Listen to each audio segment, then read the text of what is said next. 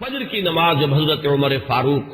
ادا کرنے کے لیے آگے بڑھے ہیں اور آپ نے نیت باندھی ہے، یہ شخص پہلی صف میں موجود تھا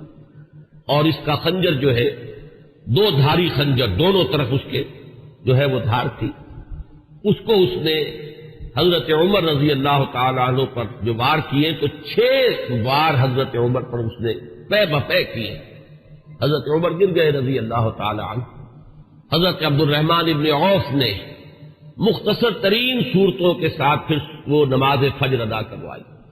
نماز کا یہ عالم ہے کہ یہ نہیں ہوا کہ وہ درہم برہم ہو گیا ہو نظام، لیکن یہ کہ چونکہ جیسے کہ میں ابھی یہ لفظ استعمال کر رہا تھا کہ اس وقت جو وہ نظام مملکت تھا یا نظام حکومت تھا، اس میں مرکزی حیثیت حضرت عمر فاروق کی تھی رضی اللہ تعالی عنہ، اسی طرح اسلام کے نظام میں یہ اقامت صلاۃ ہے کہ اس کی وہی اہمیت ہے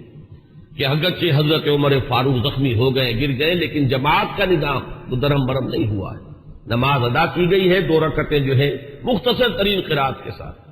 پھر لوگوں نے اس کو پکڑنے کی کوشش کی ہے تو اس نے مزید وار کر کے 13 افراد کو اور زخمی کیا۔ ایک شخص جب اس طریقے سے بکھرا ہوا ہو اور دوسرے لوگ تیار نہ ہو تو صورتحال سمجھ میں آتی ہے۔ ان میں سے 6 حضرات جو ہیں وہ شہید ہو گئے۔ معاملہ صرف حضرت عمر کا نہیں، پکڑنے کی جب کوششیں ہر طرح سے ناکام ہو گئی تو کسی عراقی شخص کے بارے میں آتا ہے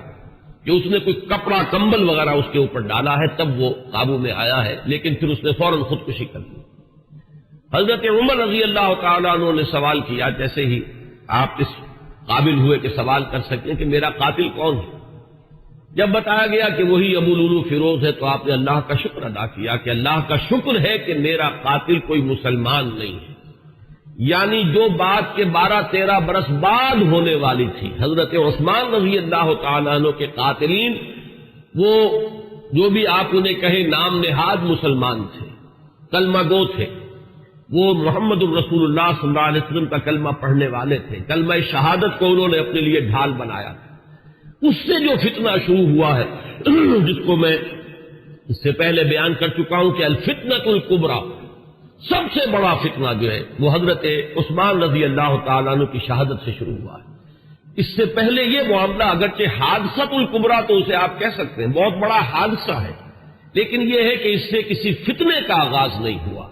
بلکہ یہ کہ اس کے بعد بھی وہ چکی اسی طرح چلتی رہی۔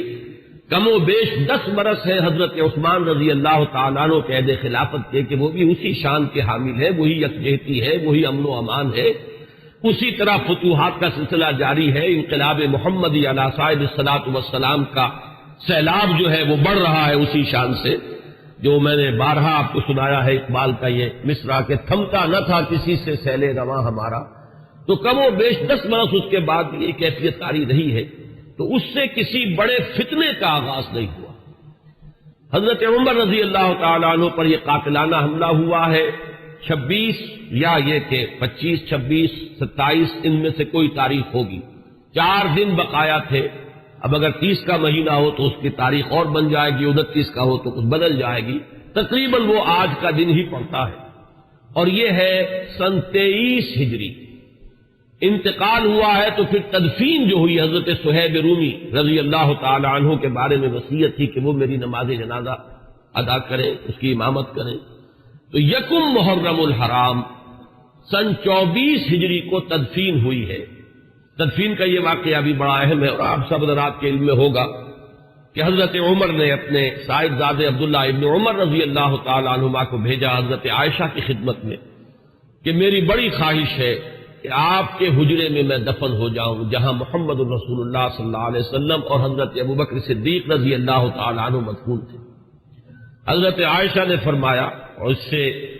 جو مقام ان کی نگاہ میں تھا حضرت عمر کا وہ بھی ظاہر ہوتا ہے کہ کس طرح انہوں نے اثار کیا ہے، کس قدر ان کے لیے یہ مرحلہ کٹھن ہوگا فیصلے کا کہ اس حجرے میں صرف ایک قبر کی جگہ اور تھی۔ حضرت عائشہ نے فرمایا ام المومنین رضی اللہ تعالی عنہا کہ یہ جگہ میں نے اپنے لیے مخصوص کی ہوئی تھی، میں چاہتی تھی کہ میں خود یہاں دفن ہوں، اور اس میں کوئی حرج نہیں تھا، اس لیے کہ حضور دفن تھے وہاں، وہ آپ کے شوہر تھے، حضرت ابوبکر دفن تھے، وہ ان کے والد تھے، لیکن میں عمر کو اپنی ذات پر ترجیح دیتی ہوں، لہذا میں اجازت دیتی ہوں کہ حضرت عمر کو وہاں دفن کر دیا جائے۔ جب حضرت عمر کے پاس واپس آئے ہیں حضرت عبداللہ ابن عمر اور آپ نے پوچھا ہے کہ کیا جواب لائے اور جواب دیا گیا کہ اجازت ہو گئی ہے، تو فرمایا کہ یہ آخری آرزو تھی زندگی کی، اللہ کا شکر ہے کہ وہ پوری ہو گئی۔ یہ جو حادثہ فاجعہ ہے، جہاں تک اس کے تاریخی پس منظر کا تعلق ہے وہ میں نے بارہا بیان کیا ہے، اور وہ در حقیقت سمجھ میں آتا ہے فلسفہ انقلاب کی روشنی میں۔ اگر فلسفہ انقلاب سامنے ہو تو یہ تمام واقعات جو ہے آئسولیٹڈ ایونٹس کی حیثیت سے پھر سامنے نہیں آتے، علیحدہ علیحدہ واقعات اور حوادث نہیں ہے، بلکہ یہ کہ ان کے مابین ایک ربط جو ہے وہ سامنے آ جاتا ہے۔ یہی فرق ہے تاریخ اور فلسفہ تاریخ میں۔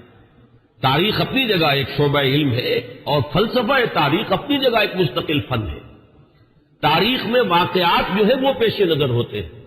اور فلسفہ تاریخ جو ہے وہ ان واقعات کا پس منظر، ان کے اسباب و علل، ان کے عواقب و نتائج، پھر ان کے مابین ربط اور تعلق جو ہے وہ ان کو تلاش کرتا ہے۔ ظاہر بات ہے کہ اس دنیا میں جو حوادث رونما ہوتے ہیں، جو واقعات ہیں، کوئی نہ کوئی ان کے اسباب کا سلسلہ ہوتا ہے، کہ جیسے آپ کو معلوم ہے کہ فساد خون ہے